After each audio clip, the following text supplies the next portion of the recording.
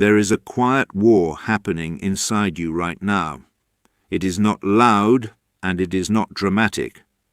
No one around you can see the skirmishes, but it is the most important battle you will ever fight. This war decides everything. It decides your peace, your power, and your future. The Stoics knew something most people never learn. They understood that the people who rise above suffering, who become calm in the midst of chaos, and who build a life of quiet strength, did not achieve this by adding more to their lives. They achieved it through subtraction. They eliminated the rot. They did it silently, without announcement, without permission, and without telling a soul.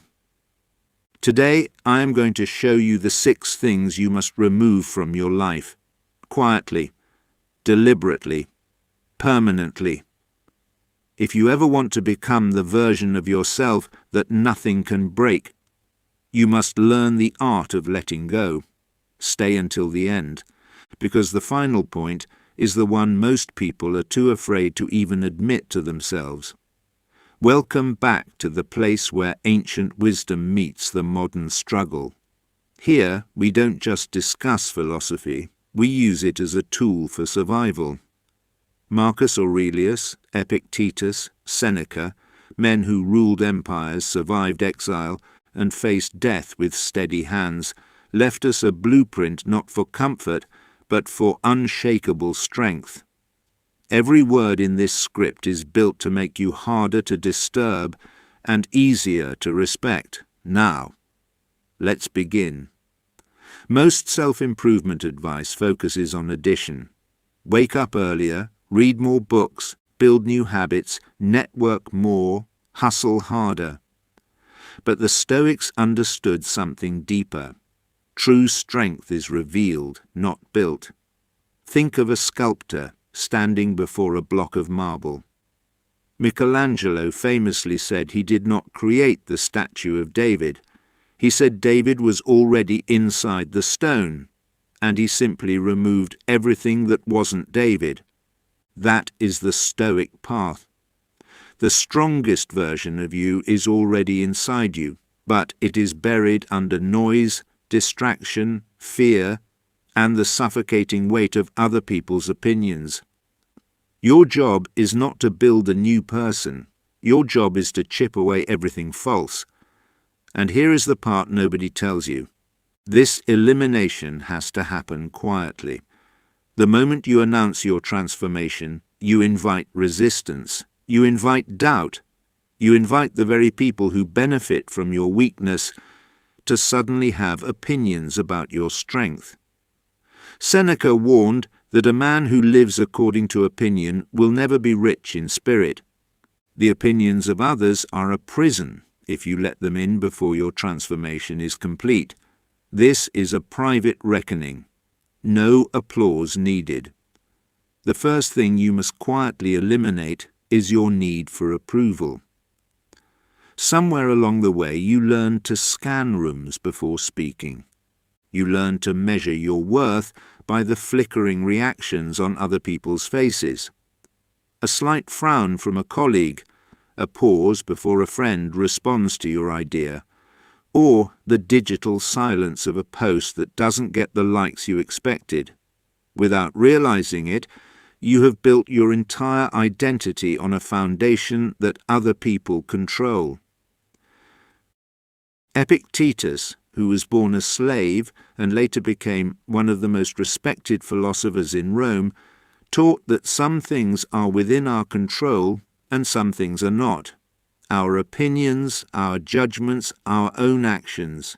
These are ours, but the opinions others hold of us belong entirely to them. Chasing their approval is like chasing smoke. You will exhaust yourself and never hold anything real. Think about how much energy you spend each day trying to be liked, the careful wording of a message so no one is offended, the rehearsed laugh at a joke that wasn't funny, the silence when you disagreed but stayed quiet to keep the peace. Each of these moments is a small tax on your soul. Over years, that tax compounds until you no longer know what you actually think. There is a story of the Roman senator Helvidius Priscus, who refused to bow to the approval of Emperor Vespasian. The emperor warned him to stay silent, to not voice his opposing opinions. Priscus responded that it was within the emperor's power to take his life, but not within his power to make him say what he did not believe. He valued the approval of his own conscience over the mercy of the most powerful man on earth. That is what it looks like to eliminate the need for approval. You don't have to make a speech about it. Doing so would ironically be seeking approval for your defiance. Instead, do it quietly.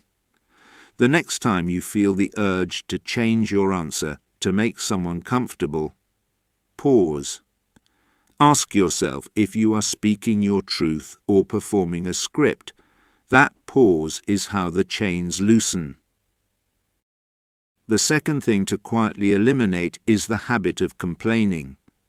I do not mean venting in a healthy, time-limited way to process emotion. I mean the habitual, repetitive complaining that has become your default language, the weather, the traffic, the economy, your job, your body. Complaining has become the primary way many people bond. Misery loves company, and complaining is the handshake of the miserable. Marcus Aurelius, ruling an empire stretched across 3 continents while facing war and plague, wrote in his private journal that the soul becomes dyed with the colour of its thoughts.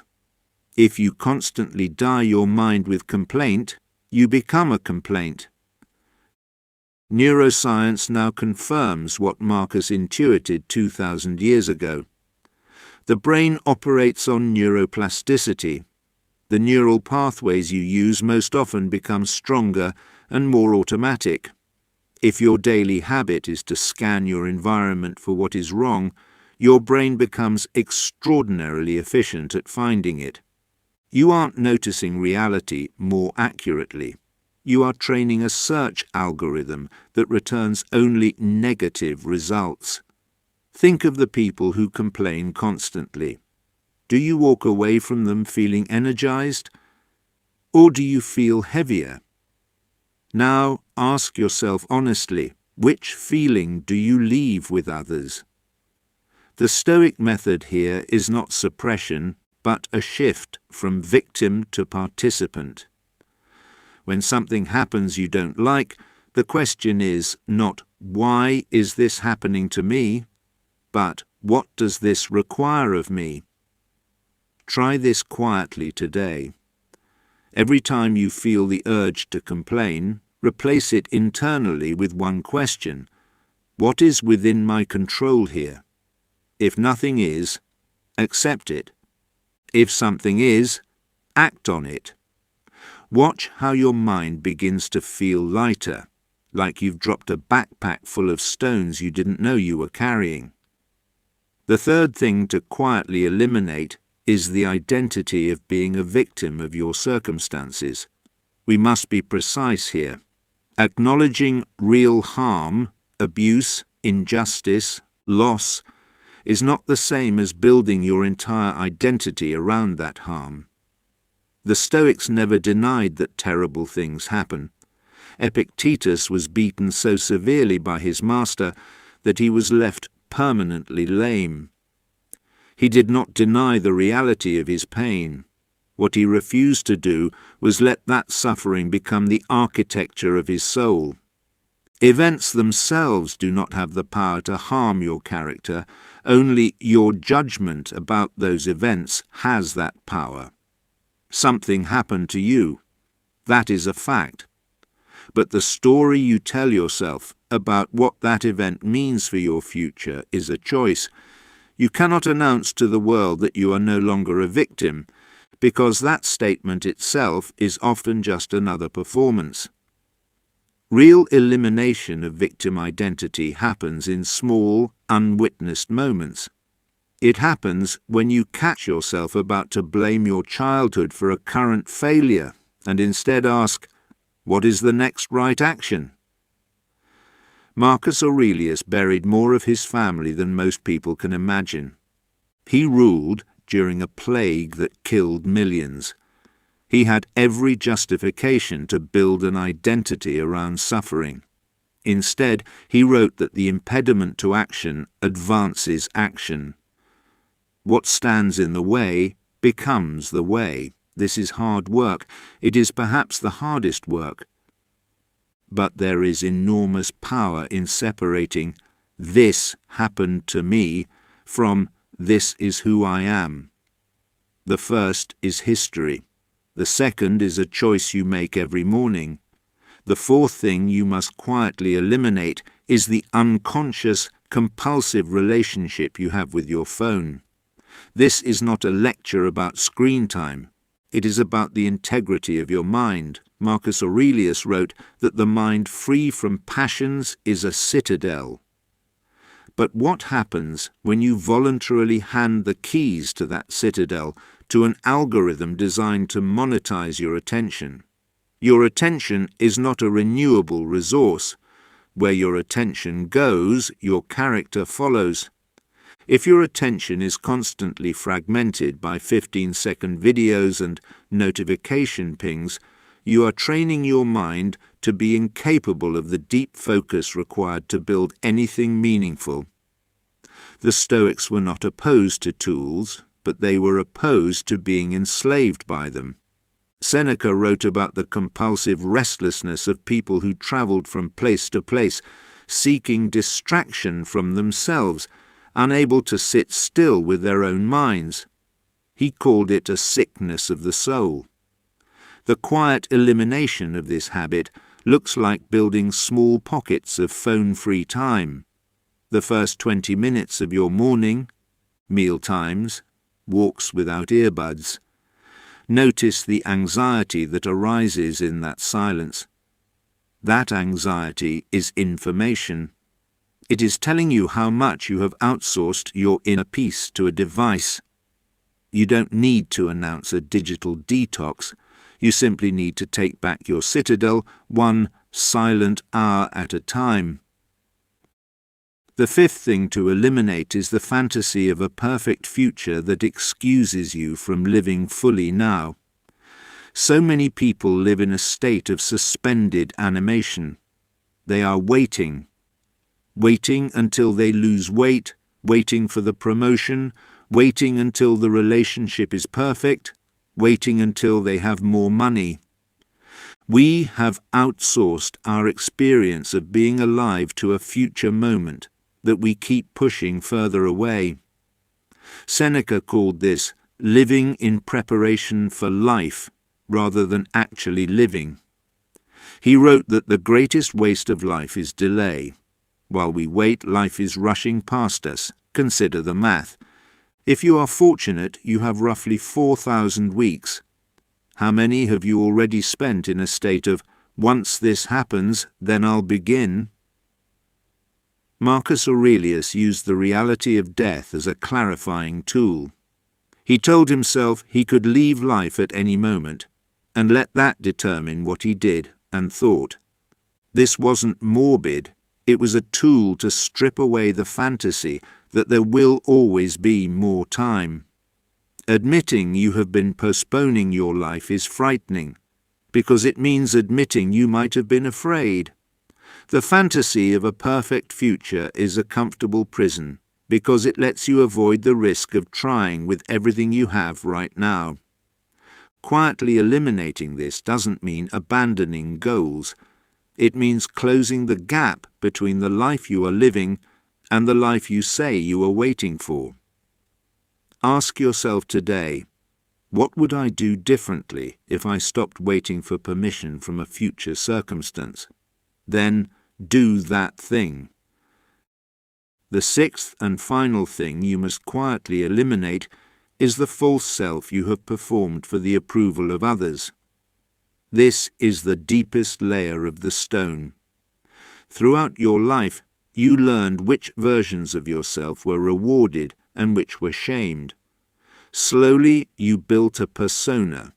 You became the agreeable version, the version that shrinks its ambitions so as not to make others uncomfortable, the version that hides its true desires.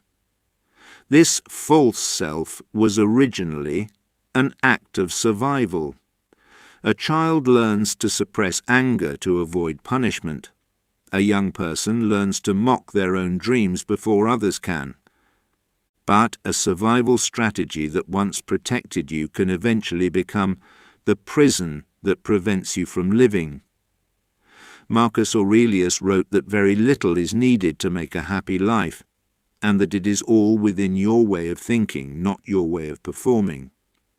The gap between who you are privately and who you perform publicly is where all your suffering accumulates. Every moment spent maintaining a mask is a tax on your peace. If no one in your life would judge you or be disappointed in you, what would you actually want? What would you stop doing immediately? The gap between that answer and your current life is the size of the false self you are carrying. This elimination must be quiet. The moment you try to dramatically announce the real me, you risk constructing a new persona built around the idea of authenticity rather than authenticity itself. The real work happens in the small, private moments. The conversation where you say what you actually think, the hobby pursued purely for the love of it with no audience, the decision made from your own values.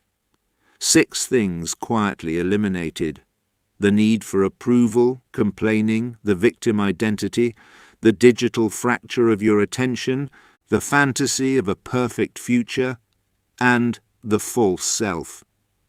None of these required you to add anything to your life. They required only the patient work of clearing away what was never truly you. The good life is not about acquisition, it is about subtraction. Chipping away at the marble until what remains is undeniably you. It will not be easy. Marcus Aurelius and Epictetus did not find it easy, but they discovered that the elimination does not need witnesses to be real. It only needs to be true.